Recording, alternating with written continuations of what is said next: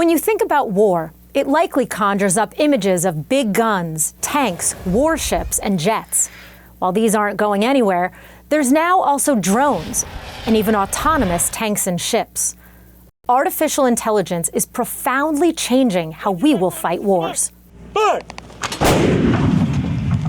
Now that may have looked really manual, but it was backed up by AI. To start finding out how, I spoke with Emil Michael, Undersecretary of War for Research and Engineering. What is AI and how does it apply to fighting war? You can use computers and software to think and reason as much like a human as possible, so that when humans use it, it could extend their capabilities. And the way that applies to warfighting, like it applies to many subjects, is it can simplify a set of complex tasks and give you leverage. That includes logistics, like finding the most efficient way to move equipment, life-saving medicine, or even where to transport soldiers. Another example, drones. Let's say you had 100 drones and you wanted to control them all at once so that they didn't bump into each other and they were going to do a mission. Well, how do they coordinate? They have to know who each other's are, what the weather is, what the wind is, where to land. Something changes in the environment, how to adapt to that environment so that they're collaborating together. So AI can basically take a lot of different factors, sometimes more than a human can keep in their mind at one time, and more efficiently deliver a capability. Which brings us back to that howitzer gun at Fort Carson in Colorado. The Army's initiative to use data and AI to make faster, more effective, and more lethal decision-making is called NextGen Command and Control, or NGC-2. The 4th Infantry Division is undertaking a series of practice drills called Ivy Sting. This was the third of 6, each one building off the last, with engineers and soldiers often working side by side. Lieutenant General Jeff Ray, one of the leaders in charge of NGC-2, offers perspective on the changes taking place.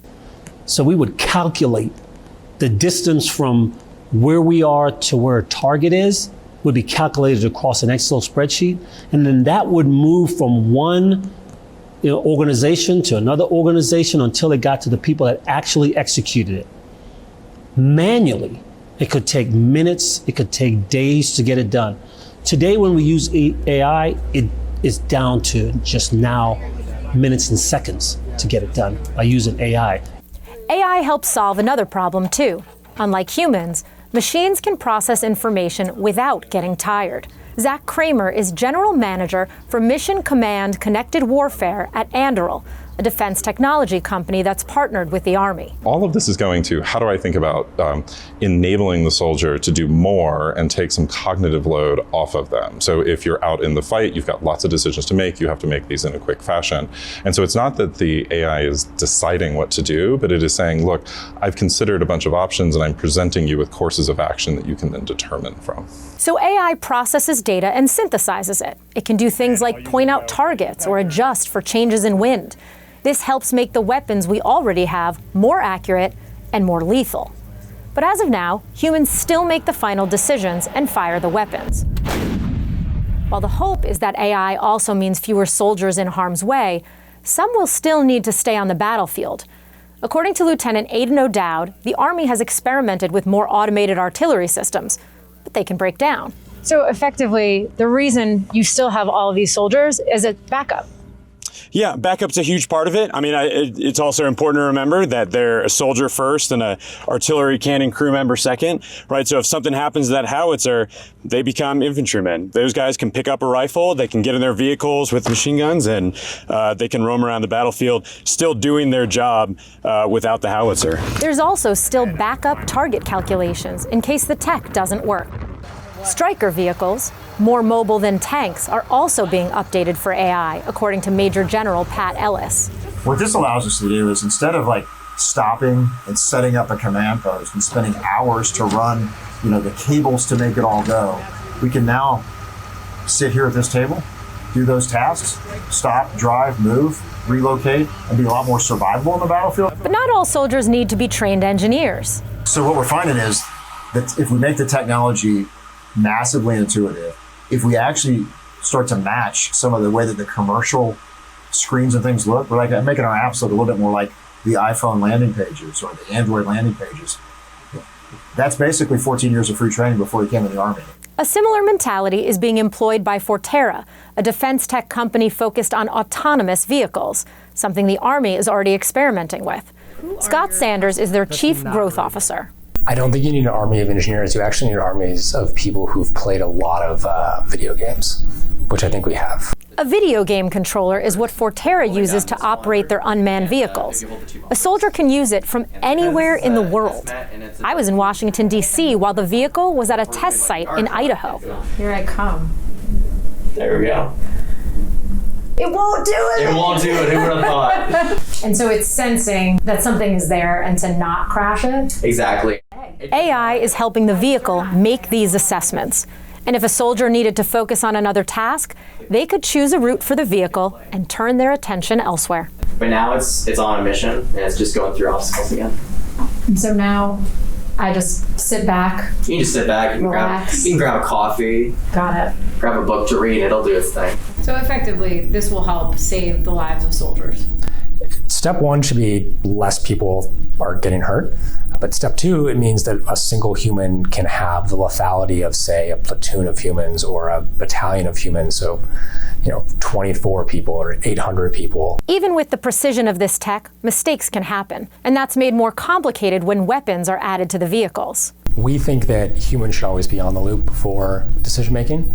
Maybe there's a world we get to in a massed conflict where we're willing to take some of that risk and let computers make that decision.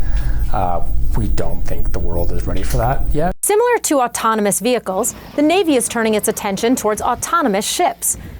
We still need the big aircraft carriers as a base for the sailors, launching and recovering fighter aircraft, maintaining equipment. But the sailors on them will be able to manage other unmanned ships, according to Austin Gray. He's a former Navy intelligence officer and current co-founder and chief strategy officer at Blue Water Autonomy, which is working to turn the ships in the video you're seeing into reality. An aircraft carrier or even a destroyer, those things cost $16 billion each or $2 billion each. They're going to have a group of 5 or 10 or even more autonomous ships operating alongside them that are loyal wingmen. And those vessels are $30 million or $40 million or $50 million each, a fraction of the cost of one of the big man ships. And they're going to be able to go and look forward and take on more danger and risk and be scouts. They're going to be able to be decoys and distract the bad guys from where the capital ship really is. Despite all the progress from AI, threats have not been eliminated because our enemies are trying to do the same thing. China seems to be our fiercest competitor.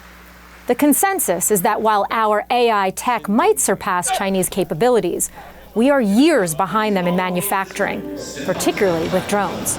They have the infrastructure to manufacture at scale. They also control most of the world's rare earth minerals, which are needed to build some of these products. The U.S. is trying to catch up. We have to make sure that we have the industrial capacity to develop those here. That's number one. Number two, we have to be able to develop them en masse. So drone dominance is going to be focused on developing our own capabilities to, in the United States, develop hundreds of thousands of drones for our own use cases should they arise. When it comes to AI, what makes some of these experts worry? Your wireless access point at your house, all those are frequencies that allow you to connect every day. So if an enemy or an adversary jams that or denies you the ability to use it, then you are not able to transmit information or access data. What scares me is that it's only going to make warfare more destructive ultimately and probably tougher for our economy. Artificial intelligence is helping make warfighting cheaper, decision-making faster, and putting fewer of our military in danger. The hope is that the power of this tech will actually deter and prevent war. But if it doesn't, no one expects it to be pretty. Despite all historical advantages, war never changes. This is Jackie Koppell for News Nation and The Hill.